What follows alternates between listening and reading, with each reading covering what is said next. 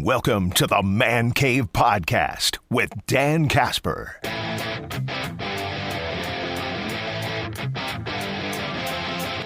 Tom Silverstein's piece on you can check it out on PackersNews.com, Milwaukee Journal Sentinel. And there's a good, I think, portion of this. I'm not going to read the whole thing. But as Tom noted, quote, but the NFL isn't static. And as Hafley found out against the Cowboys, if you aren't willing to move some pieces around week to week, your opponent is going to find a way to negate your strength. The Cowboys had a marvelous game plan that put a heap of responsibility on quarterback Dak Prescott to change plays at the line of scrimmage and get the ball out of his hands quickly. And it goes in to talk about essentially where Parsons has been lined up and such. And Parsons, apparently too said after the game that, he wants to have a one-on-one with Hafley just so, get to know each other a little bit more. He said, quote, we're still new together. I wish we had training camp together so we could have had some things in by now to really expand on how good we can be together.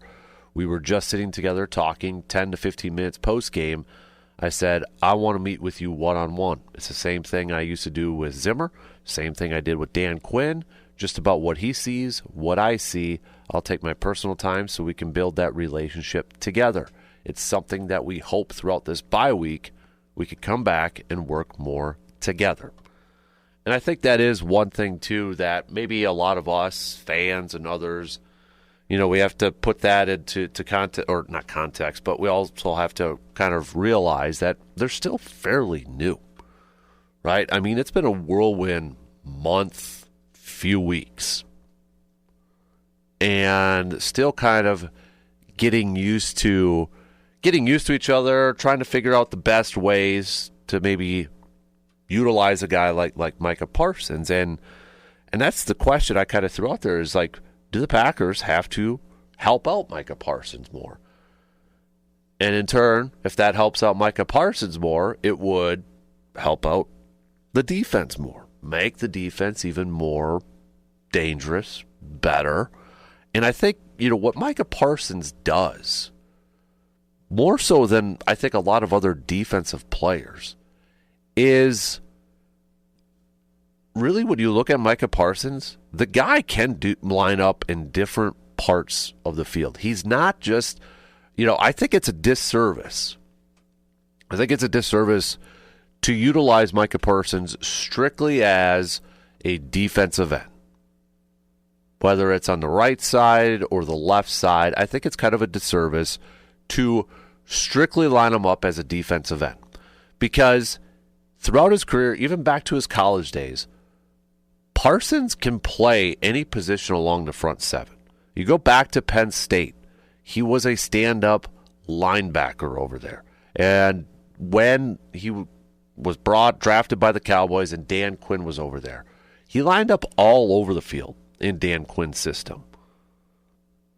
He's, I was reading a little bit too from Silverstein's article. Parsons has lined up as an inside linebacker just 3 times in 119 snaps rushing the passer. He's lined up in the middle in a 6-man front just twice. He's lined up with linebackers Quay Walker and Edrin Cooper on the outside of him, but he's lined up with Gary next to him only once. Hafley has run several different stunts with Parsons, but mostly he rushes him up the field from one side or the other. Again, it's not necessarily a bad thing, but I think it's almost, you want to get the most out of the guy, right? And you don't want to necessarily pigeonhole Parsons into just a defensive end. And I'm not trying to paint this picture saying Hafley's doing an awful job with Parsons. I do think a lot of it is just, okay, bringing him on in. We got him a week before the start of the season. Let's bring him on in. Let's try to trying to figure out that role and still trying to get used to each other. I think eventually it will happen. I think eventually you are going to see Parsons being utilized more or in different ways along the defensive line. He's still going to play defensive end. He's probably going to be lined up a little bit more, coming up the middle, all over the field. And I think that's what's going to make it more difficult for opposing offenses of offensive line then to prepare for a guy like Micah Parsons, because that's what you want to do as a defensive coordinator when you got a guy like Micah Parsons. You don't want to make it so predictable on where he's always going to be or what his role is going to be on that defense. If you can move him around, a guy like Micah Parsons, and make him a little bit more, I guess, unpredictable in what he's going to do or where he's going to line up, it's going to confuse offenses. It's going to confuse the offensive line. It may confuse the quarterback. And you would think it would lead to more big-time plays, sacks, et cetera, et cetera. And I hope, and I don't know if a bye week will instantly change everything, like do a complete 180 in that, but it'll take a big step. I would imagine it's going to be a big step. And as the season progresses and such, I think we are going to see Micah Parsons being utilized all across the board on the defensive side. And I think that's something that Green Bay does have to do and has to continue to do throughout the entire season. Hafley said, too, we're all learning, and it's been helpful because we see what he does in games. We see what he's good at. We kind of been building off of that, and the players, too, working together. I'll give you an example. There was a pressure that we ran when he was set up to run with another player where he just went so fast, and he's so fast that really looking back at it, it wasn't the right spot to put him in. So on that call, we've learned something with him. It's better to let him do something else on that because of how fast he did it. Again, learning what Parsons... It's one thing to maybe kind of watch film on that, but then to actually put him in your system and in certain plays, and you're like, oh, yeah, that probably didn't work out, or probably that's not the best way to utilize him. I think, we just want these immediate results and such, and it'll get there. I'm confident it'll get there. And that's the other, I think, exciting part, at least for me, and maybe it should be for other Packers fans, is to see the progression of Parsons within this defense and to see the different ways that Hafley is going to utilize him. And I agree, you've got fast linebackers like a Quay and an Edrin Cooper. You throw in a Rashawn Gary. You throw in a Lucas Van Ness, and hopefully, Devontae Wyatt will be back, and that knee injury is not going to affect him.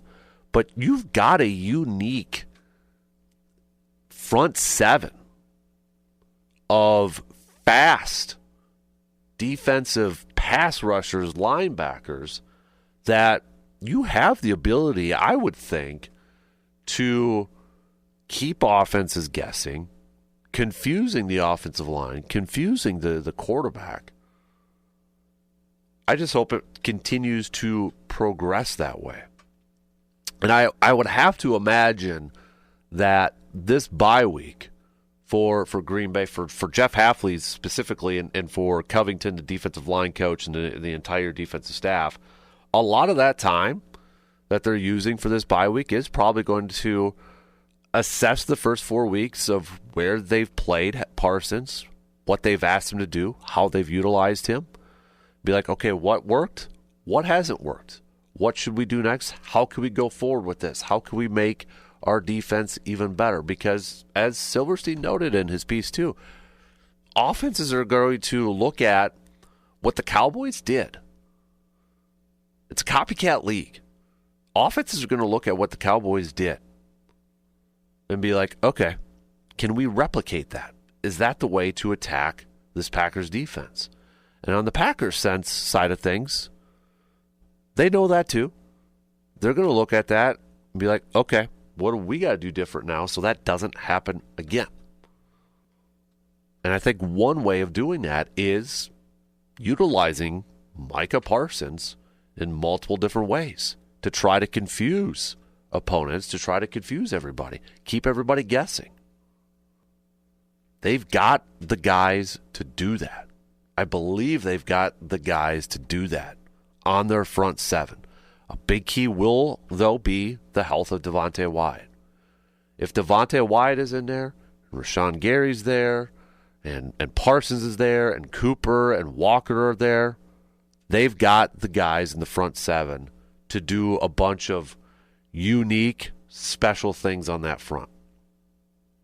So, going back to the question, do the Packers, in my opinion, need to do a better job of helping Parsons? Yeah, I do. I think they do. And I think a better job of helping Parsons is moving around, putting him in a position to succeed, not continuously lining him up at end so opposing offensive lines can just sit there and double team him. And I think that'll come.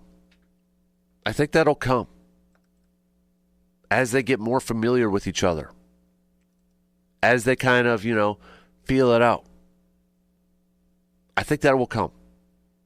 And there might be times, too, where it's like, okay, you see this sort of front.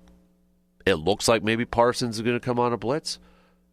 But, hey, maybe they fake him out and it's Edgerrin Cooper coming on a blitz. We know Cooper and Walker can get to the quarterback. We saw Cooper do it a lot last year. Both those guys have amazing speed at the linebacker position. I have confidence that they're going to. It'll come.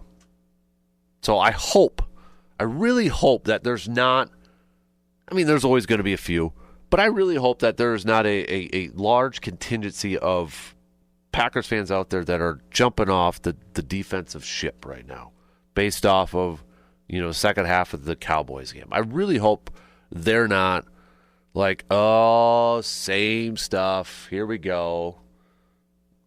Not a good defense. Bought into it. Should have known better. Just the same stuff every single year.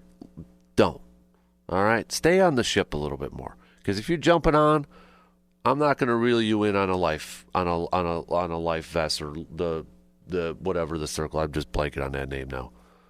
You can stay off the ship. I'm confident it'll come.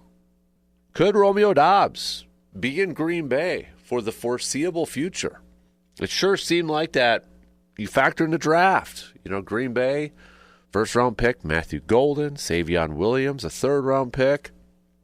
After that, it was like, all right, Watson and Doubs maybe on notice.